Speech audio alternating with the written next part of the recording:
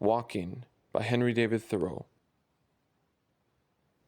I wish to speak a word for nature, for absolute freedom and wildness, as contrasted with a freedom and culture merely civil. To regard man as an inhabitant, or a part and parcel of nature, rather than a member of society. I wish to make an extreme statement.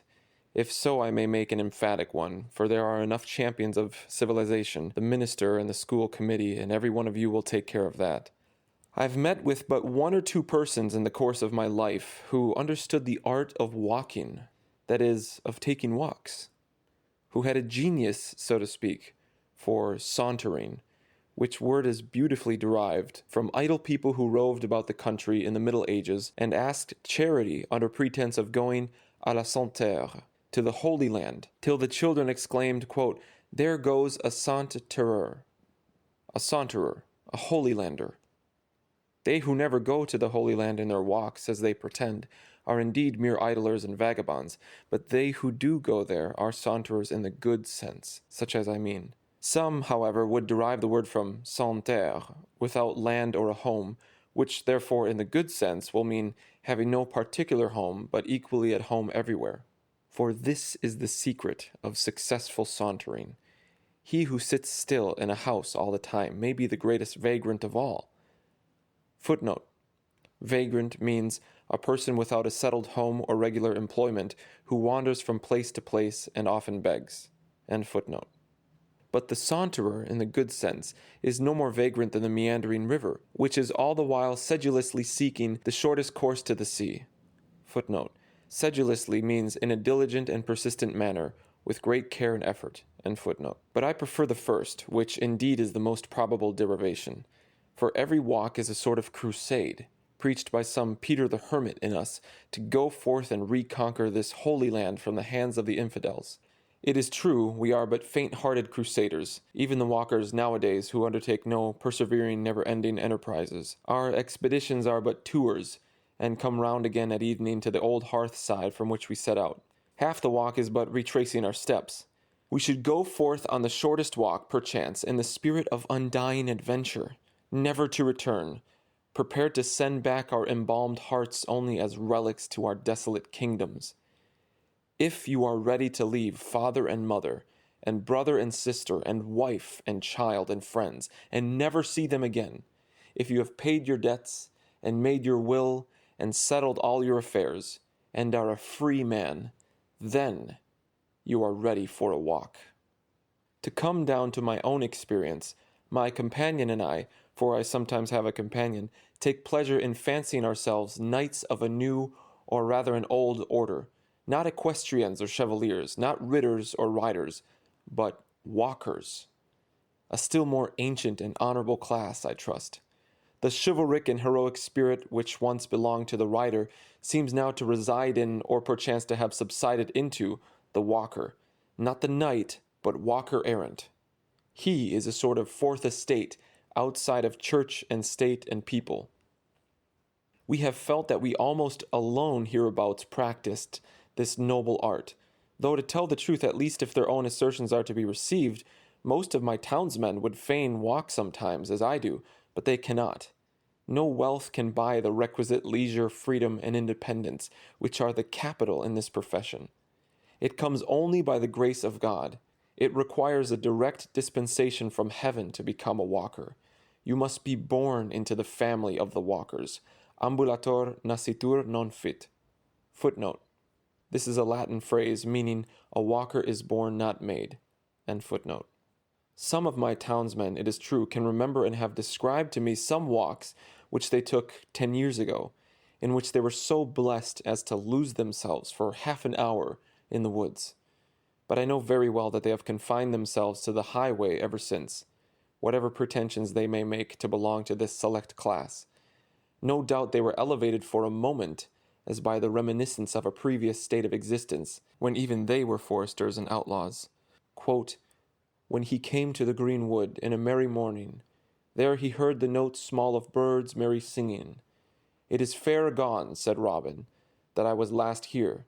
Me list a little for the shot at the dawn deer." Footnote.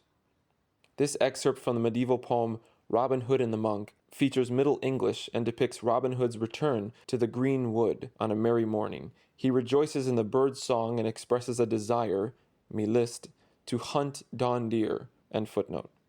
I think that I cannot preserve my health and spirits unless I spend 4 hours a day, at least, and it is commonly more than that, sauntering through the woods and over the hills and fields, absolutely free from all worldly engagements. You may safely say, a penny for your thoughts, or 1,000 pounds. Footnote. The original quote, a penny for your thoughts, from Sir Thomas More, is a playful and light-hearted invitation to share one's inner reflections. Here Thoreau satirizes the commodification of ideas and the emphasis on material wealth. He argues that true value lies in original thought and experiences, not in accumulating wealth or conforming to societal expectations. End footnote. When sometimes I am reminded that the mechanics and shopkeepers stay in their shops not only all the forenoon, but all the afternoon too, sitting with crossed legs, so many of them, as if the legs were made to sit upon and not to stand or walk upon, I think that they deserve some credit for not having all committed suicide long ago. I, who cannot stay in my chamber for a single day without acquiring some rust, and when sometimes I have stolen forth for a walk at the 11th hour, or 4 o'clock in the afternoon, too late to redeem the day, when the shades of night were already beginning to be mingled with the daylight, have felt as if I had committed some sin to be atoned for. I confess that I am astonished at the power of endurance, to say nothing of the moral insensibility of my neighbors, who confine themselves to shops and offices the whole day, for weeks and months, aye, and years almost together. I know not what manner of stuff they are of, sitting there now at 3 o'clock in the afternoon as if it were 3 o'clock in the morning. Bonaparte may talk of the 3 o'clock in the morning courage, but it is nothing to the courage which can sit down cheerfully at this hour in the afternoon, over against oneself, whom you have known all the morning, to starve out a garrison to whom you are bound by such strong ties of sympathy.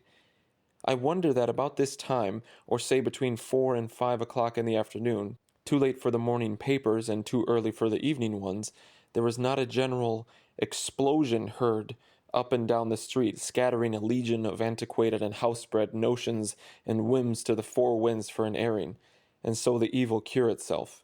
How womankind, who are confined to the house still more than men, stand it, I do not know. But I have ground to suspect that most of them do not stand it at all. When, early in a summer afternoon, we have been shaking the dust of the village from the skirts of our garments, making haste past those houses with purely Doric or Gothic fronts, which have such an air of repose about them, my companion whispers that probably about these times their occupants are all gone to bed. Then it is that I appreciate the beauty and the glory of architecture, which itself never turns in, but forever stands out and erect, keeping watch over the slumberers. No doubt temperament, and above all age, have a good deal to do with it. As a man grows older, his ability to sit still and follow indoor occupations increases. He grows vespertinal in his habits as the evening of life approaches, till at last he comes forth only just before sundown and gets all the walk that he requires in half an hour. Footnote. Vespertinal means of, relating to, or occurring in the evening. End footnote. But the walking of which I speak has nothing in it akin to taking exercise, as it is called, as the sick take medicine at stated hours, as the swinging of dumbbells or chairs, but is itself the enterprise and adventure of the day. If you would get exercise, go in search of the springs of life. Think of a man's swinging dumbbells for his health when those springs are bubbling up in far-off pastures unsought by him. Moreover, you must walk like a camel, which is said to be the only beast which ruminates when walking. When a traveler asked Wordsworth's servant to show him her master's study, she answered, quote, "Here is his library, but his study is out of doors." End quote. Footnote. The famous romantic poet William Wordsworth, known for his deep connection to nature, once had his servant direct a visitor to his library, explaining that his study is out of doors. This anecdote reflects Wordsworth's belief that true learning and inspiration stemmed from direct observation of the natural world rather than solely from books, highlighting his emphasis on experiencing nature firsthand and drawing upon its beauty and power for his poetry. End footnote. Living much out of doors, in the sun and wind, will no doubt produce a certain roughness of character, will cause a thicker cuticle to grow over some of the finer qualities of our nature, as on the face and hands, or as severe manual labor robs the hands of some of the delicacy of touch. So staying in the house, on the other hand, may produce a softness and smoothness, not to say thinness of skin, accompanied by an increased sensibility to certain impressions.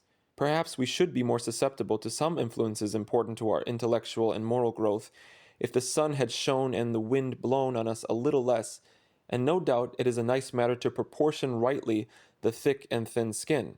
But methinks that is a scurf that will fall off fast enough, that the natural remedy is to be found in the proportion which the night bears to the day, the winter to the summer, thought to experience. Footnote. Scurf means dead skin flakes that form on the scalp or other parts of the body. End footnote.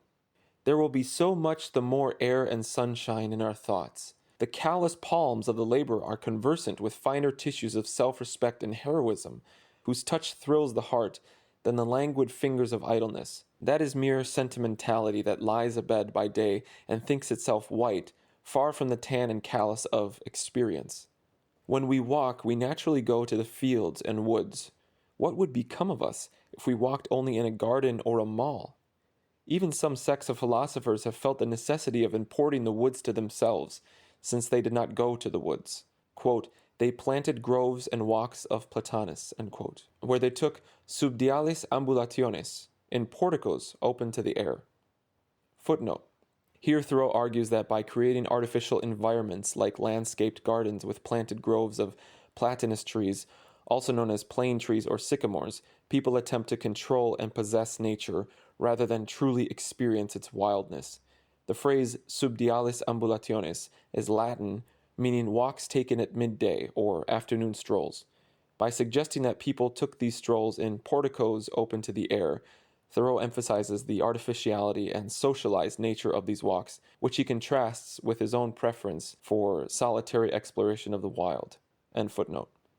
Of course, it is of no use to direct our steps to the woods if they do not carry us thither. I am alarmed when it happens that I have walked a mile into the woods bodily without getting there in spirit. In my afternoon walk, I would fain forget all my morning occupations and obligations to society, but it sometimes happens that I cannot easily shake off the village. The thought of some walk will run in my head, and I'm not where my body is. I'm out of my senses. In my walks, I would fain return to my senses. What business have I in the woods if I am thinking of something out of the woods? I suspect myself and cannot help a shudder when I find myself so implicated even in what are called good works, for this may sometimes happen. My vicinity affords many good walks, and though for so many years I have walked almost every day, and sometimes for several days together, I have not yet exhausted them. An absolutely new prospect is a great happiness, and I can still get this any afternoon. 2 or 3 hours walking will carry me to as strange a country as I expect ever to see. A single farmhouse which I had not seen before is sometimes as good as the dominions of the king of Dahomey. Footnote. Dahomey was a powerful West African kingdom known for its military, including the all-female warrior unit, the Amazons. It gained wealth through the slave trade. End footnote. There is in fact a sort of harmony discoverable between the capabilities of the landscape within a circle of 10 miles radius, or the limits of an afternoon walk, and the 70 years and 10 of human life. It will never become quite familiar to you.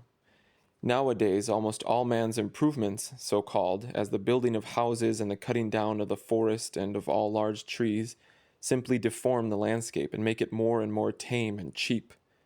A people who would begin by burning the fences and let the forest stand. I saw the fences half consumed, their ends lost in the middle of the prairie, and some worldly miser with a surveyor looking after his bounds, while heaven had taken place around him, and he did not see the angels going to and fro, but was looking for an old post-hole in the midst of paradise. I looked again and saw him standing in the middle of a boggy Stygian fen, surrounded by devils, and he had found his bounds without a doubt, 3 little stones, where a stake had been driven, and looking nearer I saw that the Prince of Darkness was his surveyor. Footnote. A boggy Stygian fen is a metaphor of a swampy wetland from the Greek mythological river Styx, known for its darkness and association with the underworld. End footnote. I can easily walk 10, 15, 20, any number of miles, commencing at my own door, without going by any house, without crossing a road, except where the fox and the mink do. First along the river, and then the brook, and then the meadow and the woodside. There are square miles in my vicinity which have no inhabitant. From many a hill I can see civilization and the abodes of man afar. The farmers and their works are scarcely more obvious than woodchucks and their burrows. Man and his affairs, church and state and school, trade and commerce, and manufactures and agriculture, even politics, the most alarming of them all, I am pleased to see how little space they occupy in the landscape. Politics is but a narrow field, and that still narrower highway yonder leads to it. I sometimes direct the traveler thither. If you would go to the political world, follow the great road, follow that market man, keep his dust in your eyes, and it will lead you straight to it. For it too has its place merely, and does not occupy all space. I pass from it as from a bean field into the forest, and it is forgotten. In 1/2 hour I can walk off to some portion of the earth's surface where a man does not stand from one year's end to another, and there, consequently, politics are not, for they are but as the cigar smoke of a man. The village is the place to which the roads tend, a sort of expansion of the highway, as a lake of a river. It is the body of which roads are the arms and legs, a trivial or quadrivial place, the thoroughfare and ordinary of travelers. The word is from the Latin villa, which together with via, a way, or more anciently ved and vella, varo derives from veo, to carry, because the villa is the place to and from which things are carried. They who got their living by teaming were said vellaturum facere, hence too the Latin word vilis and our vile, also villain. This suggests what kind of degeneracy villagers are liable to. They are wayworn by the travel that goes by and over them, without traveling themselves. Some do not walk at all. Others walk in the highways. A few walk across lots. Roads are made for horses and men of business. I do not travel in them much, comparatively, because I am not in a hurry to get to any tavern or grocery or livery stable or depot to which they lead. I am a good horse to travel, but not from choice a roadster. Footnote. A roadster is a horse suitable for riding or driving on roads. End footnote. The landscape painter uses the figures of men to mark a road. He would not make that use of my figure. I walk out into a nature such as the old prophets and poets, Menu, Moses, Homer, Chaucer, walked in. You may name it America, but it is not America. Neither Americus Vespucius, nor Columbus, nor the rest were the discoverers of it. There was a truer amount of it in mythology than in any history of America, so called, that I have seen. However, there are a few old roads that may be trodden with profit, as if they led somewhere now that they are nearly discontinued. There is the old Marlborough Road, which does not go to Marlborough now, methinks, unless that is Marlborough where it carries me. I am the bolder to speak of it here, because I presume that there are 1 or 2 such roads in every town. The old Marlborough Road, where they once dug for money, but never found any, where sometimes Marshall Miles, Singly Files, and Elijah Wood, I fear for no good, no other man, save Elijah Duggan, O man of wild habits, partridges and rabbits, who hast no cares, only to set snares, who liest all alone, close to the bone, and where life is sweetest, constantly eatest. When the spring stirs my blood with the instinct to travel, I can get enough gravel on the old Marlborough Road. Nobody repairs it, for nobody wears it. It is a living way, as the Christians say. Not many there be who enter therein, only the guests of the Irishman Quin. What is it but a direction out there, and the bare possibility of going somewhere? Great guide boards of stone, but travelers none. Cenotaphs of the towns named on their crowns. It is worth going to see where you might be. What king did the thing, I am still wondering? Set up how or when? By what selectmen? Gorgas or Lee, Clark or Darby? There were great endeavor to be something forever.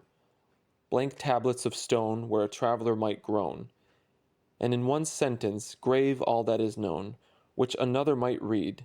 In his extreme need, I know 1 or 2 lines that would do, literature that might stand all over the land, which a man could remember till next December, and read again in the spring after the thawing.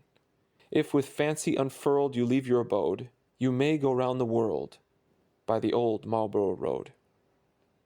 At present, in this vicinity, the best part of the land is not private property. The landscape is not owned, and the walker enjoys comparative freedom. But possibly the day will come when it will be partitioned off into so-called pleasure grounds, in which a few will take a narrow and exclusive pleasure only, when fences shall be multiplied and man-traps and other engines invented to confine men to the public road, and walking over the surface of God's earth shall be construed to mean trespassing on some gentleman's grounds. To enjoy a thing exclusively is commonly to exclude yourself from the true enjoyment of it. Let us improve our opportunities, then, before the evil days come. What is it that makes it so hard sometimes to determine whither we will walk? I believe that there is a subtle magnetism in nature, which, if we unconsciously yield to it, will direct us aright. It is not indifferent to us which way we walk. There is a right way, but we are very liable from heedlessness and stupidity to take the wrong one. We would fain take that walk, never yet taken by us through this actual world, which is perfectly symbolical of the path which we love to travel in the interior and ideal world, and sometimes no doubt we find it difficult to choose our direction because it does not yet exist distinctly in our idea. When I go out of the house for a walk, uncertain as yet whither I will bend my steps, and submit myself to my instinct to decide for me, I find, strange and whimsical as it may seem, that I finally and inevitably settle southwest, towards some particular wood or meadow or deserted pasture or hill in that direction. My needle is slow to settle, varies a few degrees, and does not always point due southwest, it is true, and it has good authority for this variation, but it always settles between west and south-southwest. The future lies that way to me, and the earth seems more unexhausted and richer on that side. The outline which would bound my walks would be not a circle but a parabola, or rather like one of those cometary orbits which have been thought to be non-returning curves, in this case opening westward, in which my house occupies the place of the sun. I turn round and round, irresolute sometimes for a quarter of an hour, until I decide for 1,000th time that I will walk into the southwest or west. Eastward I go only by force, but westward I go free. Thither no business leads me. It is hard for me to believe that I shall find fair landscapes or sufficient wildness and freedom behind the eastern horizon. I am not excited by the prospect of a walk thither, but I believe that the forest which I see in the western horizon stretches uninterruptedly toward the setting sun, and there are no towns nor cities in it of enough consequence to disturb me. Let me live where I will. On this side is the city, on that the wilderness, and ever I am leaving the city more and withdrawing into the wilderness. I should not lay so much stress on this fact if I did not believe that something like this is the prevailing tendency of my countrymen. I must walk toward Oregon, and not toward Europe, and that way the nation is moving, and I may say that mankind progress from east to west. Within a few years we have witnessed the phenomenon of a southeastward migration in the settlement of Australia, but this affects us as a retrograde movement, and judging from the moral and physical character of the first generation of Australians, has not yet proved a successful experiment. The Eastern Tartars think that there is nothing west beyond Tibet. The world ends there, they say. Beyond there is nothing but a shoreless sea. It is unmitigated east where they live. We go eastward to realize history and study the works of art and literature, retracing the steps of the race. We go westward as into the future, with a spirit of enterprise and adventure. The Atlantic is a Lethean stream in our passage over which we have had an opportunity to forget the old world and its institutions. Footnote. The Lethean stream is the river Leth in Greek mythology from which the souls of the dead drank to forget their past lives. End footnote. If we do not succeed this time, there's perhaps one more chance for the race left before it arrives on the banks of the Styx, and that is in the Leth of the Pacific, which is 3 times as wide. I know not how significant it is, or how far it is an evidence of singularity, that an individual should thus consent in his pettiest walk with the general movement of the race, but I know that something akin to the migratory instinct in birds and quadrupeds, which in some instances is known to have affected the squirrel tribe, impelling them to a general and mysterious movement, in which they were seen, say some, crossing the broadest rivers, each on its particular chip with its tail raised for a sail, and bridging narrower streams with their dead. That something like the furor which affects the domestic cattle in the spring, and which is referred to a worm in their tails, affects both nations and individuals, either perennially or from time to time. Not a flock of wild geese cackles over our town, but it to some extent unsettles the value of real estate here, and if I were a broker I should probably take that disturbance into account. That longen folk to gone on pilgrimages, and palmers for to sicken strange strands. Footnote. Lines from Geoffrey Chaucer's Canterbury Tales describing the medieval longing for religious journeys, with people eager to embark on pilgrimages and palmers, pilgrims, seeking out distant and unfamiliar lands. End footnote. Every sunset which I witness inspires me with the desire to go to a west as distant and as fair as that into which the sun goes down. He appears to migrate westward daily and tempt us to follow him. He is the great western pioneer whom the nations follow. We dream all night of those mountain ridges in the horizon, though they may be of vapor only, which were last gilded by his rays. The island of Atlantis, and the islands and gardens of the Hesperides, a sort of terrestrial paradise, appear to have been the great west of the ancients, enveloped in mystery and poetry. Who has not seen in imagination, when looking into the sunset sky, the gardens of the Hesperides, and the foundation of all those fables? Columbus felt the westward tendency more strongly than any before. He obeyed it, and found a new world for Castile and Leon. The herd of men in those days scented fresh pastures from afar. And now the sun had stretched out all the hills, and now was dropped into the western bay. At last he rose and twitched his mantle blue, tomorrow to fresh woods and pastures new. Footnote. This excerpt is taken from John Milton's Lycidas, an elegy for his drowned friend, poignantly describing the setting and rising sun, culminating in a hopeful declaration. It offers a message of renewal and a commitment to moving forward, reflecting the enduring power of nature and the human spirit. End footnote. Where on the globe can there be found an area of equal extent with that occupied by the bulk of our states, so fertile and so rich and varied in its productions, and at the same time so habitable by the European as this is? Michaud, who knew but part of them, says that, quote, the species of large trees are much more numerous in North America than in Europe. In the United States there are more than 140 species that exceed 30 feet in height. In France there are but 30 that attain this size. End quote.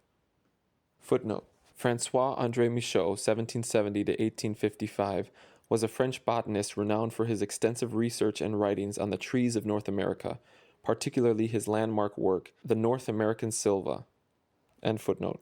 Later botanists more than confirm his observations. Humboldt came to America to realize his youthful dreams of a tropical vegetation, and he beheld it in its greatest perfection in the primitive forests of the Amazon, the most gigantic wilderness on earth, which he has so eloquently described. The geographer Guyot, himself a European, goes further than I am ready to follow him, yet not when he says, quote, as the plant is made for the animal, as the vegetable world is made for the animal world, America is made for the man of the Old World. The man of the Old World sets out upon his way, leaving the highlands of Asia. He descends from station to station towards Europe. Each of his steps is marked by a new civilization superior to the preceding, by a greater power of development. Arrived at the Atlantic, he pauses on the shore of this unknown ocean, the bounds of which he knows not, and turns upon his footprints for an instant. End quote. When he has exhausted the rich soil of Europe and reinvigorated himself, quote, then recommences his adventurous career westward, as in the earliest ages. End quote. So far, Guyot. Footnote. Alexander von Humboldt, 1769 to 1859, was a Prussian explorer, naturalist, and geographer renowned for his extensive travels and groundbreaking scientific investigations, particularly in Latin America, which significantly advanced our understanding of Earth's interconnected systems. Next footnote. Arnold Henry Guyot, 1807 to 1884, was a Swiss-born American geologist and geographer who significantly contributed to the fields of physical geography and meteorology. He is known for his pioneering work in glaciology, his influential geography textbooks, and his role in the founding of the U.S. Weather Bureau. End footnotes. From this western impulse coming in contact with the barrier of the Atlantic sprang the commerce and enterprise of modern times. The younger Michaud, in his travels west of the Alleghanies in 1802, says that the common inquiry in the newly settled West was, quote, from what part of the world have you come? As if these vast and fertile regions would naturally be the place of meeting and common country of all the inhabitants of the globe. End quote. To use an obsolete Latin word, I might say ex oriente lux, ex occidente frux, from the east light, from the west fruit. Sir Francis Head, an English traveler and a Governor-General of Canada, tells us that, quote, in both the northern and southern hemispheres of the New World, nature has not only outlined her works on a larger scale, but has painted the whole picture with brighter and more costly colors than she used in delineating and in beautifying the Old World. The heavens of America appear infinitely higher, the sky is bluer, the air is fresher, the cold is intenser, the moon looks larger, the stars are brighter, the thunder is louder, the lightning is vivider, the wind is stronger, the rain is heavier, the mountains are higher, the rivers longer, the forests bigger, the plains broader. End quote. This statement will do at least to set against Buffon's account of this part of the world and its productions. Footnote: Georges Louis Leclerc, Comte de Buffon, 1707 to 1788, was a renowned French naturalist who authored the Histoire naturelle. Buffon controversially argued that life in the Americas was inferior to that in Europe, claiming American animals were weaker and the landscape less diverse. End footnote. Linnaeus said long ago, Nescio que facis laeta glabra plantis Americanis. I know not what there is of joyous and smooth in the aspect of American plants. And I think that in this country there are no, or at most very few, Africani bestiae, African beasts, as the Romans called them, and that in this respect also it is peculiarly fitted for the habitation of man. We are told that within 3 miles of the center of the East Indian city of Singapore, some of the inhabitants are annually carried off by tigers, but the traveler can lie down in the woods at night almost anywhere in North America without fear of wild beasts. These are encouraging testimonies. If the moon looks larger here than in Europe, probably the sun looks larger also. If the heavens of America appear infinitely higher and the stars brighter, I trust that these facts are symbolical of the height to which the philosophy and poetry and religion of her inhabitants may one day soar. At length, perchance, the immaterial heaven will appear as much higher to the American mind, and the intimations that star it as much brighter. For I believe that climate does thus react on man, as there is something in the mountain air that feeds the spirit and inspires. Will not man grow to greater perfection intellectually as well as physically under these influences? Or is it unimportant how many foggy days there are in his life? I trust that we shall be more imaginative, that our thoughts will be clearer, fresher, and more ethereal. As our sky, our understanding more comprehensive and broader like our plains, our intellect generally on a grander scale, like our thunder and lightning, our rivers and mountains and forests, and our hearts shall even correspond in breadth and depth, and grandeur to our inland seas. Perchance there will appear to the traveler something he knows not of laete and glabra, of joyous and serene, in our very faces. Else to what end does the world go on, and why was America discovered? To Americans I hardly need say, quote, westward the star of empire takes its way, end quote. As a true patriot, I should be ashamed to think that Adam in paradise was more favorably situated on the whole than the backwoodsman in this country. Our sympathies in Massachusetts are not confined to New England. Though we may be estranged from the South, we sympathize with the West. There is the home of the younger sons, as among the Scandinavians they took to the sea for their inheritance. It is too late to be studying Hebrew. It is more important to understand even the slang of today. Some months ago I went to see a panorama of the Rhine. It was like a dream of the Middle Ages. I floated down its historic stream in something more than imagination, under bridges built by the Romans and repaired by later heroes, past cities and castles whose very names were music to my ears, and each of which was the subject of a legend. There were Ehrenbreitstein and Rolandseck and Koblenz, which I knew only in history. They were ruins that interested me chiefly. There seemed to come up from its waters and its vine-clad hills and valleys a hushed music as of crusaders departing for the Holy Land. I floated along under the spell of enchantment, as if I had been transported to a heroic age, and breathed an atmosphere of chivalry.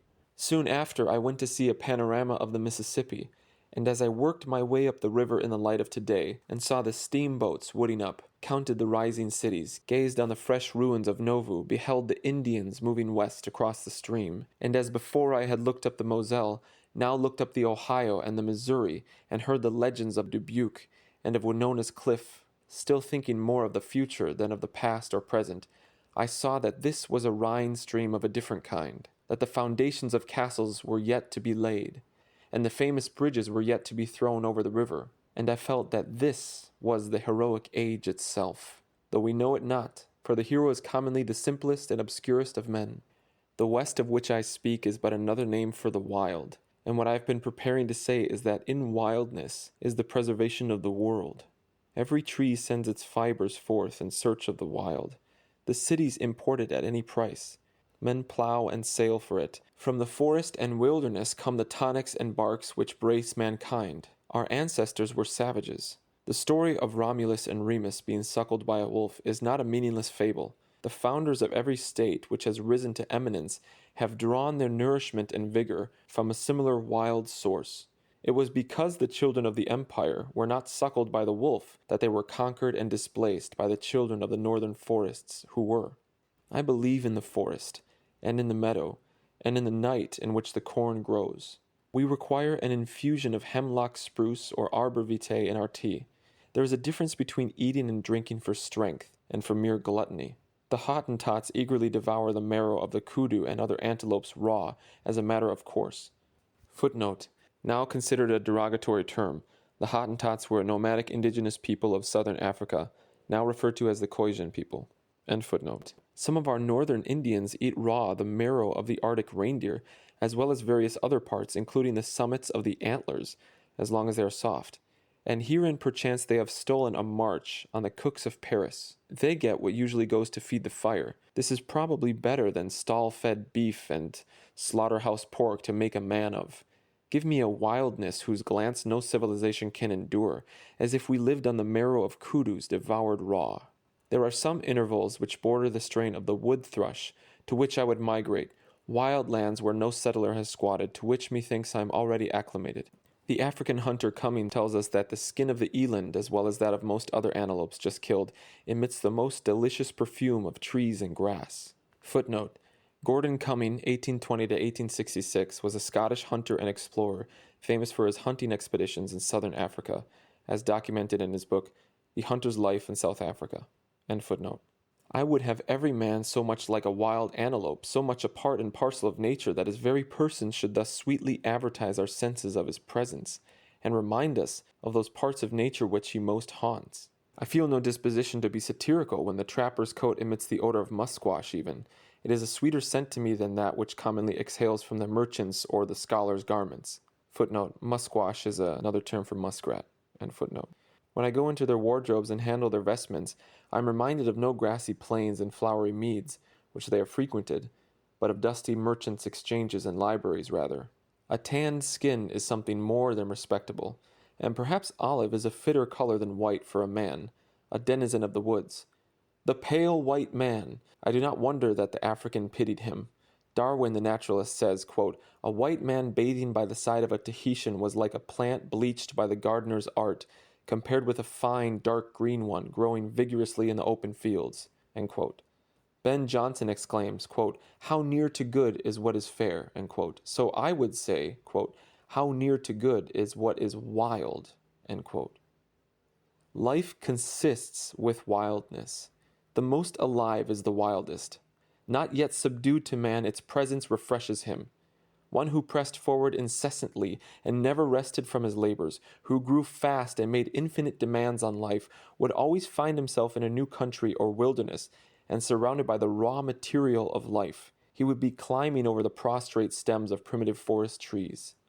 Hope and the future for me are not in lawns and cultivated fields, not in towns and cities, but in the impervious and quaking swamps. When formerly I have analyzed my partiality for some farm which I had contemplated purchasing, I have frequently found that I was attracted solely by a few square rods of impermeable and unfathomable bog, a natural sink in one corner of it. That was the jewel which dazzled me. I derive more of my subsistence from the swamps which surround my native town than that of the cultivated gardens in the village. There are no richer parterres to my eyes than the dense beds of dwarf Andromeda, Cassandra caliculata, which cover these tender places on the earth's surface. Footnote. Parterres is a level space in a garden occupied by an ornamental arrangement of flower beds. End footnote.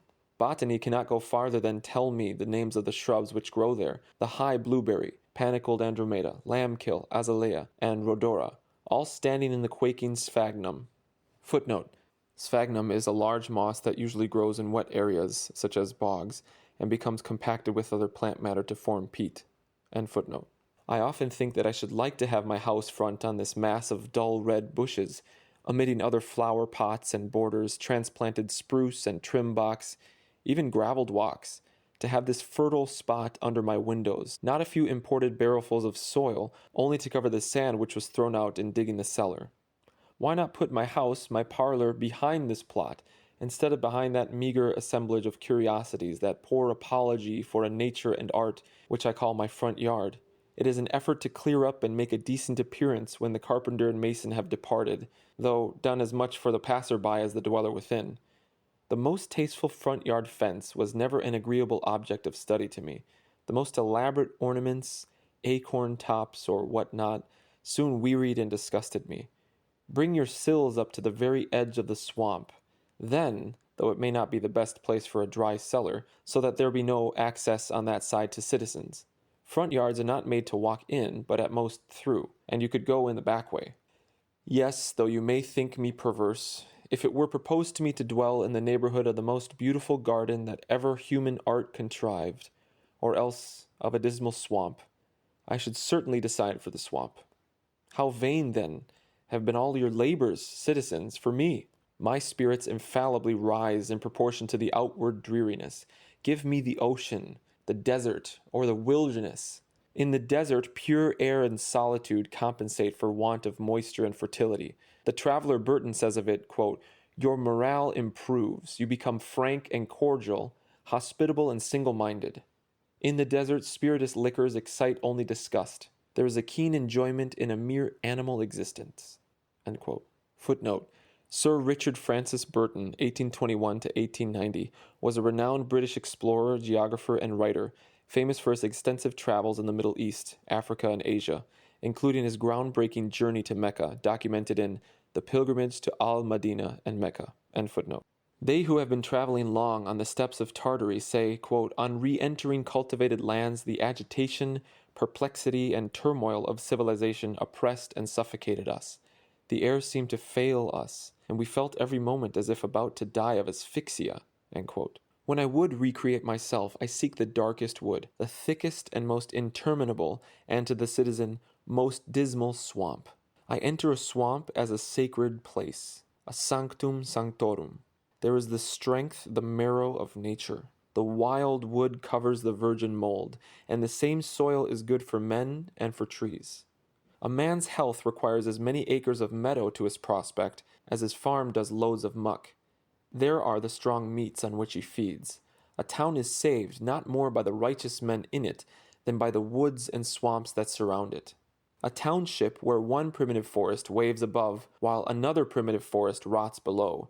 Such a town is fitted to raise not only corn and potatoes, but poets and philosophers for the coming ages. In such a soil grew Homer and Confucius and the rest, and out of such a wilderness comes the reformer, eating locusts and wild honey. To preserve wild animals implies generally the creation of a forest for them to dwell in or resort to. So it is with man. 100 years ago they sold bark in our streets peeled from our own woods. In the very aspect of those primitive and rugged trees there was, methinks, a tanning principle which hardened and consolidated the fibers of men's thoughts. Ah, already I shudder for these comparatively degenerate days of my native village, when you cannot collect a load of bark of good thickness, and we no longer produce tar and turpentine. The civilized nations, Greece, Rome, England, have been sustained by the primitive forests which anciently rotted where they stand. They survive as long as the soil is not exhausted. Alas for human culture! Little is to be expected of a nation when the vegetable mold is exhausted, and it is compelled to make manure of the bones of its fathers. There the poet sustains himself merely by his own superfluous fat, and the philosopher comes down on his marrow bones. It is said to be the task of the American, quote, "to work the virgin soil," end quote, and that, quote, "agriculture here already assumes proportions unknown everywhere else," end quote. I think that the farmer displaces the Indian even because he redeems the meadow, and so makes himself stronger and in some respects more natural. I was surveying for a man the other day a single straight line, 132 rods long, through a swamp at whose entrance might have been written the words which Dante read over the entrance to the infernal regions, "Leave all hope, ye that enter," that is, of ever getting out again, where at one time I saw my employer actually up to his neck and swimming for his life in his property, though it was still winter. He had another similar swamp, which I could not survey at all because it was completely under water, and nevertheless, with regard to a third swamp, which I did survey from a distance, he remarked to me, true to his instincts, that he would not part with it for any consideration, on account of the mud which it contained. And that man intends to put a girdling ditch round the whole in the course of 40 months, and so redeem it by the magic of his spade. I refer to him only as a type of a class. Footnote: a girdling ditch is a ditch dug around an area of land to drain it. End footnote. The weapons with which we have gained our most important victories, which should be handed down as heirlooms from father to son, are not the sword and the lance, but the bushwhack, the turf cutter, the spade, and the bog hoe, rusted with the blood of many a meadow, and begrimed with the dust of many a hard-fought field. The very winds blew the Indian's cornfield into the meadow, and pointed out the way which he had not the skill to follow. He had no better implement with which to entrench himself in the land than a clam-shell, but the farmer is armed with plough and spade. In literature it is only the wild that attracts us. Dullness is but another name for tameness. It is the uncivilized, free, and wild thinking in Hamlet and the Iliad and all the scriptures and mythologies, not learned in the schools, that delights us. As the wild duck is more swift and beautiful than the tame, so is the wild, the mallard thought, which mid falling dews wings its way above the fens. A truly good book is something as natural and as unexpectedly and unaccountably fair and perfect as a wild flower discovered on the prairies of the West or in the jungles of the East. Genius is a light which makes the darkness visible, like the lightning's flash, which, perchance, shatters the temple of knowledge itself, and not a taper lighted at the hearthstone of the race which pales before the light of common day. English literature, from the days of the minstrels to the lake poets, Chaucer and Spenser and Milton, and even Shakespeare included, breathes no quite fresh and, in this sense, wild strain. It is an essentially tame and civilized literature, reflecting Greece and Rome. Her wilderness is a green wood, her wild man a Robin Hood. There is plenty of genial love of nature, but not so much of nature herself. Her chronicles inform us when her wild animals, but not when the wild man in her, became extinct. The science of Humboldt is one thing, poetry is another thing. The poet today, notwithstanding all the discoveries of science and the accumulated learning of mankind, enjoys no advantage over Homer. Where is the literature which gives expression to nature? He would be a poet who could impress the winds and streams into his service to speak for him, who nailed words to their primitive senses as farmers drive down stakes in the spring, which the frost has heaved, who derived his words as often as he used them, transplanted them to his page with earth adhering to their roots, whose words were so true and fresh and natural that they would appear to expand like the buds at the approach of spring, though they lay half smothered between two musty leaves in a library. Aye, to bloom and bear fruit there, after their kind, annually, for the faithful reader, in sympathy with surrounding nature. I do not know of any poetry, to quote, which adequately expresses this yearning for the wild. Approached from this side, the best poetry is tame.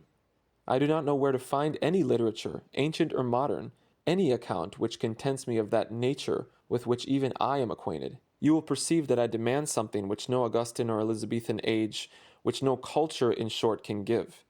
Mythology comes nearer to it than anything. How much more fertile a nature, at least, has Grecian mythology its root in, than English literature?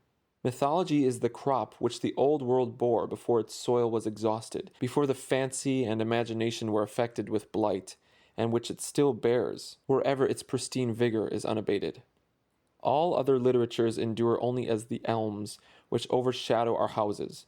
But this is like the great dragon tree of the Western Isles, as old as mankind, and, whether that does or not, will endure as long, for the decay of other literatures makes the soil in which it thrives. The West is preparing to add its fables to those of the East. The valleys of the Ganges, the Nile, and the Rhine, having yielded their crop, it remains to be seen what the valleys of the Amazon, the Plate, the Orinoco, the St. Lawrence, and the Mississippi will produce. Perchance, when in the course of ages American liberty has become a fiction of the past, as it is to some extent a fiction of the present, the poets of the world will be inspired by American mythology. The wildest dreams of wild men, even, are not the less true, though they may not recommend themselves to the sense which is most common among Englishmen and Americans today. It is not every truth that recommends itself to the common sense. Nature has a place for the wild clematis as well as for the cabbage. Footnote: Clematis is a climbing plant of the buttercrop family, which bears white, pink, or purple flowers and feathery seeds. End footnote. Some expressions of truth are reminiscent, others merely sensible, as the phrase is, others prophetic. Some forms of disease even may prophesy forms of health. The geologist has discovered that the figures of serpents, griffins, flying dragons, and other fanciful embellishments of heraldry have their prototypes in the forms of fossil species which were extinct before man was created, and hence, quote, indicate a faint and shadowy knowledge of a previous state of organic existence, end quote. The Hindus dream that the earth rested on an elephant, and the elephant on a tortoise, and the tortoise on a serpent, and though it may be an unimportant coincidence, it will not be out of place here to state that a fossil tortoise has lately been discovered in Asia large enough to support an elephant. I confess that I am partial to these wild fancies, which transcend the order of time and development. They are the sublimest recreation of the intellect. The partridge loves peas, but not those that go with her into the pot. In short, all good things are wild and free. There is something in a strain of music, whether produced by an instrument or by the human voice. Take the sound of a bugle in a summer night, for instance, which by its wildness, to speak without satire, reminds me of the cries emitted by wild beasts in their native forests. It is so much of their wildness as I can understand. Give me for my friends and neighbors wild men, not tame ones. The wildness of the savage is but a faint symbol of the awful ferity with which good men and lovers meet. I love even to see the domestic animals reassert their native rights, any evidence that they have not wholly lost their original wild habits and vigor, as when my neighbor's cow breaks out of her pasture early in the spring and boldly swims the river, a cold gray tide 25 or 30 rods wide, swollen by the melted snow. It is the buffalo crossing the Mississippi. This exploit confers some dignity on the herd in my eyes, already dignified. The seeds of instinct are preserved under the thick hides of cattle and horses, like seeds in the bowels of the earth, an indefinite period. Any sportiveness in cattle is unexpected. I saw one day a herd of a dozen bullocks and cows running about and frisking in unwieldy sport, like huge rats, even like kittens. They shook their heads, raised their tails, and rushed up and down a hill, and I perceived by their horns as well as by their activity their relation to the deer tribe. But alas, a sudden loud whoop would have damped their ardor at once, reduced them from venison to beef, and stiffened their sides and sinews like the locomotive. Who but the evil one has cried whoa to mankind? Indeed, the life of cattle, like that of many men, is but a sort of locomotiveness. They move aside at a time, and man by his machinery is meeting the horse and the ox halfway. Whatever part the whip has touched is thenceforth palsied. Who would ever think of a side of any of the supple cat tribe, as we speak of a side of beef? I rejoice that horses and steers have to be broken before they can be made the slaves of men, and that men themselves have some wild oats still left to sow before they become submissive members of society. Undoubtedly, all men are not equally fit subjects for civilization, and because the majority, like dogs and sheep, are tame by inherited disposition, this is no reason why the others should have their natures broken, that they may be reduced to the same level. Men are in the main alike, but they were made several in order that they might be various. If a low use is to be served, one man will do nearly or quite as well as another. If a high one, individual excellence is to be regarded. Any man can stop a hole to keep the wind away, but no other man could serve so rare a use as the author of this illustration did. Confucius says, quote, "The skins of the tiger and the leopard, when they are tanned, are as the skins of the dog and the sheep tanned." End quote. But it is not the part of a true culture to tame tigers, any more than it is to make sheep ferocious, and tanning their skins for shoes is not the best use to which they can be put. When looking over a list of men's names in a foreign language, as of military officers or of authors who have written on a particular subject, I am reminded once more that there is nothing in a name. The name Menshikov, for instance, has nothing in it to my ears more human than a whisker, and it may belong to a rat. Footnote: Alexander Danilovich Menshikov, 1673 to 1729, was a powerful Russian statesman and military leader who rose to prominence under Peter the Great. End footnote. As the names of the Poles and Russians are to us, so are ours to them. It is as if they had been named by the child's rigmarole, Liri Viri Icheri van Titul Toltan. I see in my mind a herd of wild creatures swarming over the earth, and to each the herdsman has affixed some barbarous sound in his own dialect. The names of men are, of course, as cheap and meaningless as Bose and Tray, the names of dogs. Methinks it would be some advantage to philosophy if men were named merely in the gross, as they are known. It would be necessary only to know the genus, and perhaps the race or variety, to know the individual. We are not prepared to believe that every private soldier in a Roman army had a name of his own, because we have not supposed that he had a character of his own. At present, our only true names are nicknames. I knew a boy who, from his peculiar energy, was called Buster by his playmates, and this rightly supplanted his Christian name. Some travelers tell us that an Indian had no name given him at first, but earned it, and his name was his fame, and among some tribes he acquired a new name with every new exploit. It is pitiful when a man bears a name for convenience merely, who has earned neither name nor fame. I will not allow mere names to make distinctions for me, but still see men in herds for all them. A familiar name cannot make a man less strange to me. It may be given to a savage who retains in secret his own wild title earned in the woods. We have a wild savage in us, and a savage name is perchance somewhere recorded as ours. I see that my neighbor, who bears the familiar epithet William or Edwin, takes it off with his jacket. It does not adhere to him when asleep or in anger, or aroused by any passion or inspiration.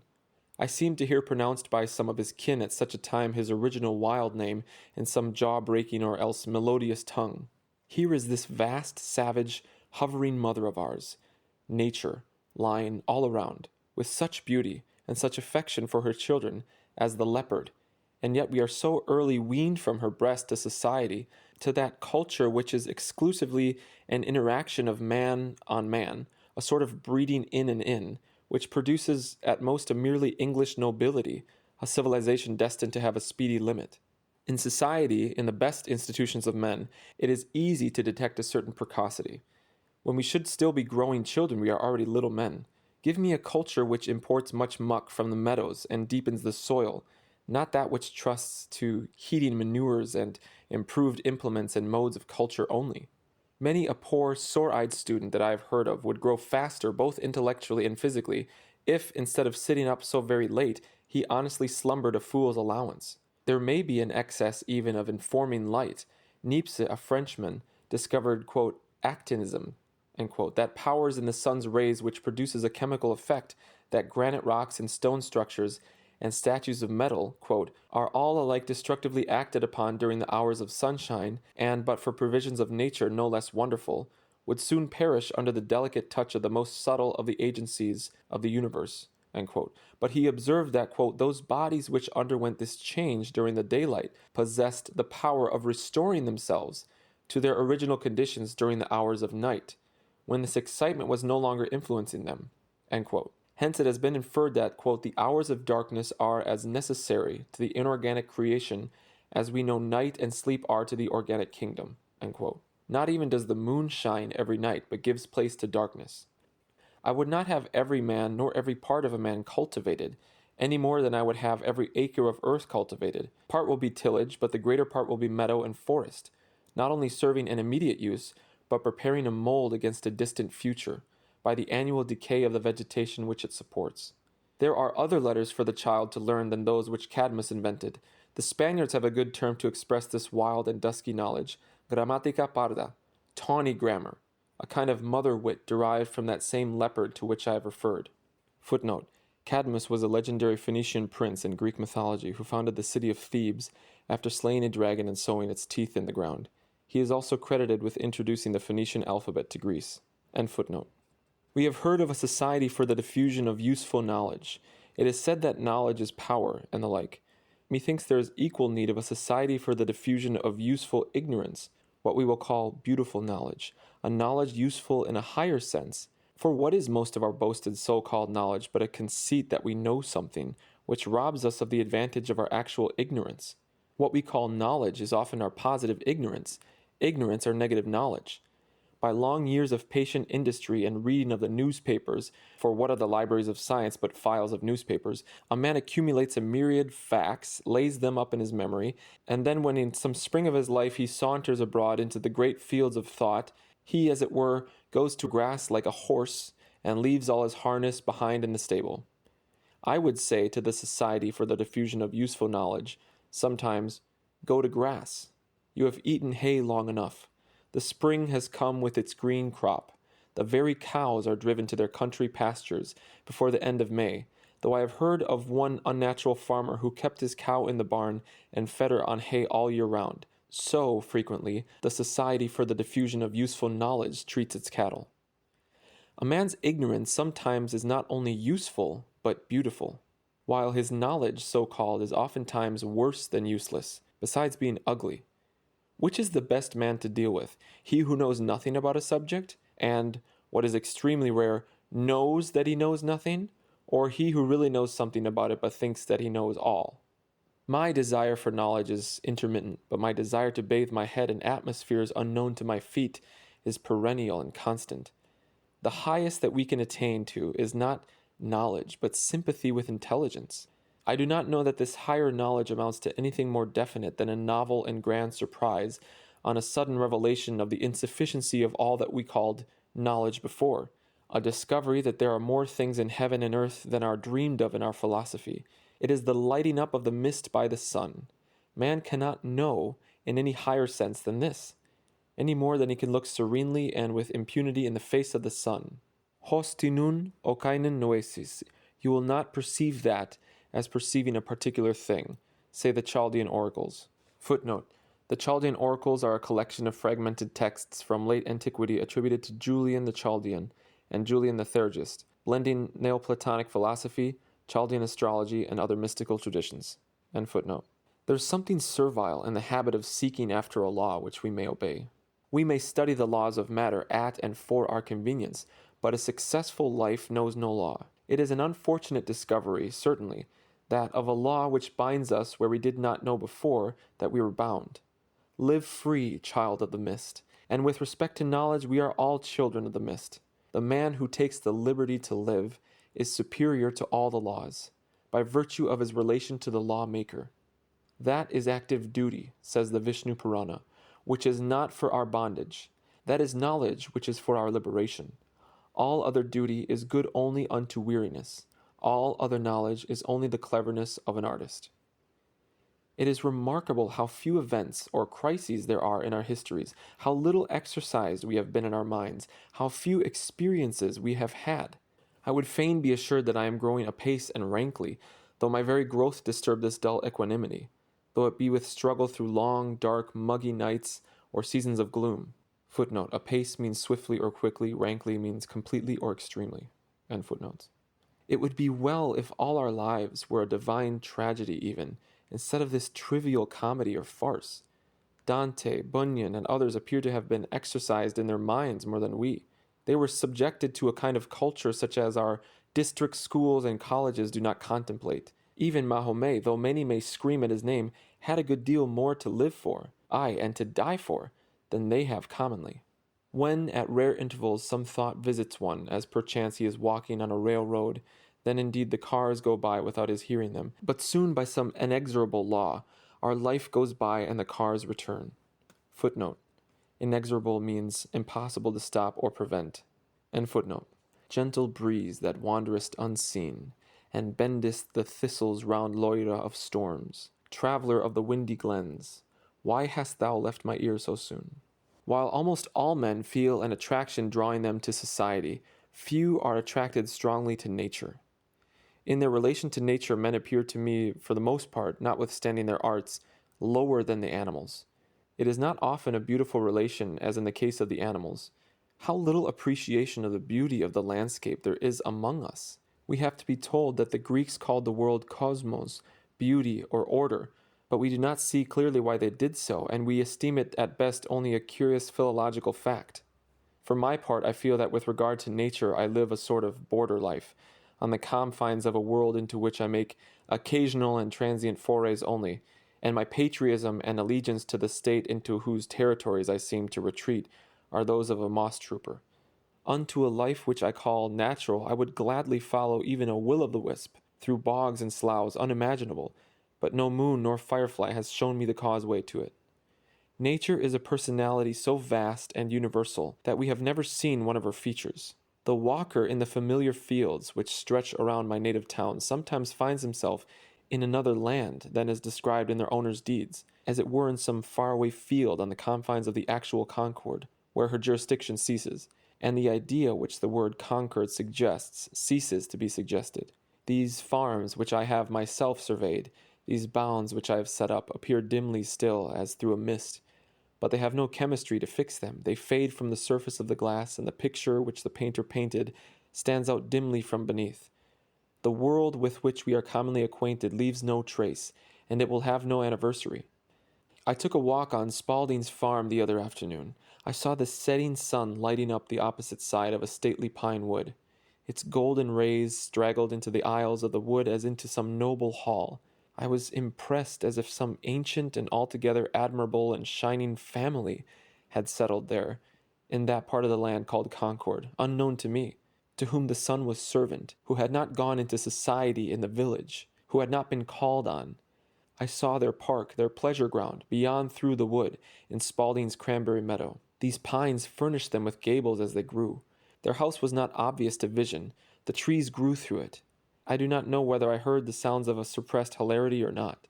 They seem to recline on the sunbeams. They have sons and daughters. They are quite well. The farmer's cart path, which leads directly through their hall, does not in the least put them out, as the muddy bottom of a pool is sometimes seen through the reflected skies.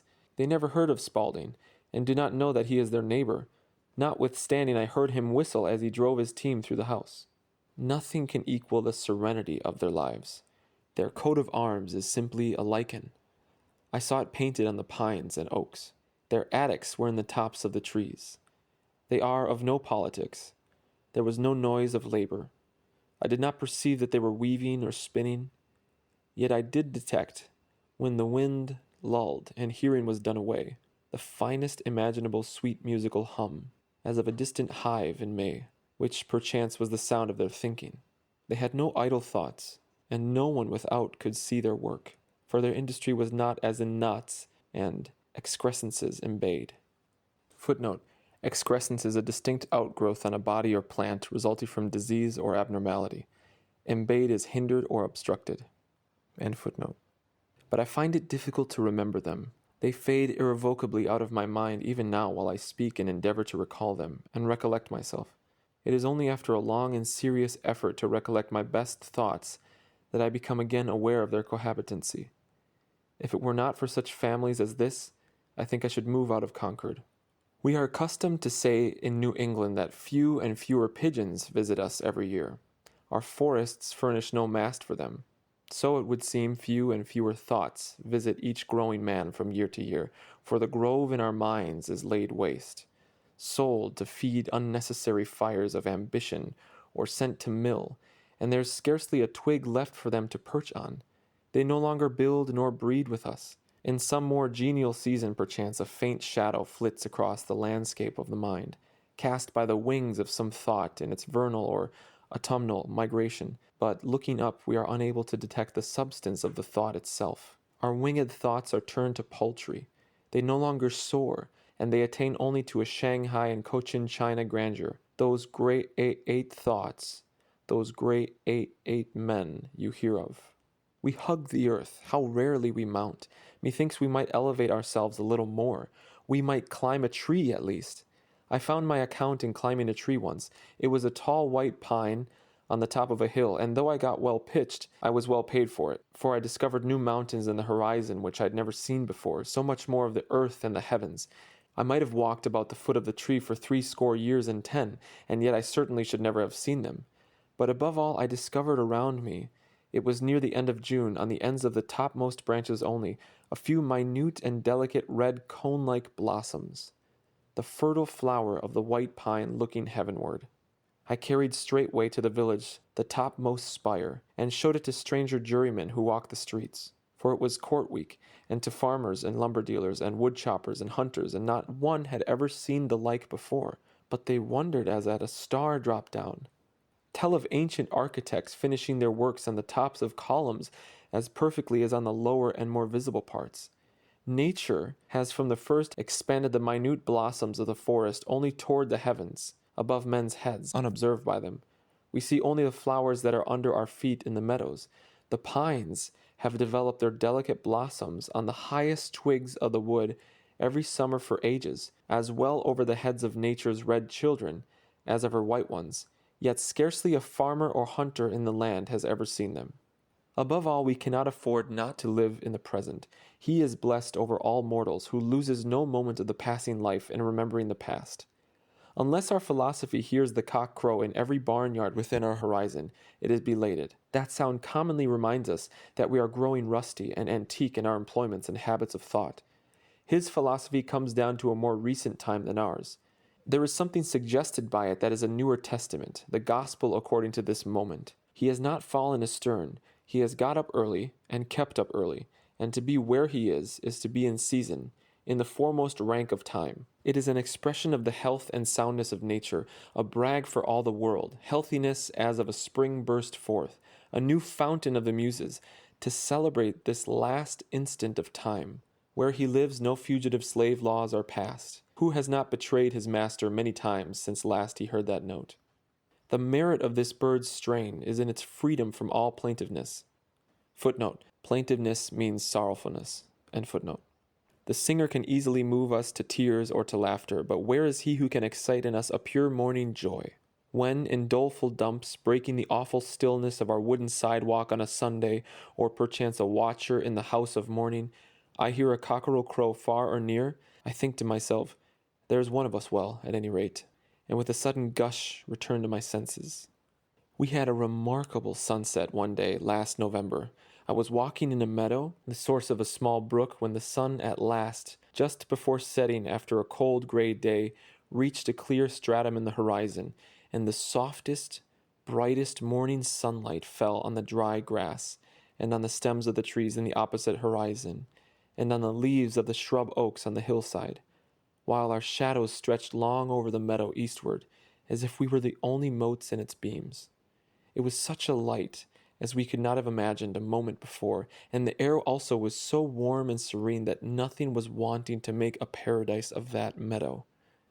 When we reflected that this was not a solitary phenomenon, never to happen again, but that it would happen forever and ever, an infinite number of evenings, and cheer and reassure the latest child that walked there, it was more glorious still.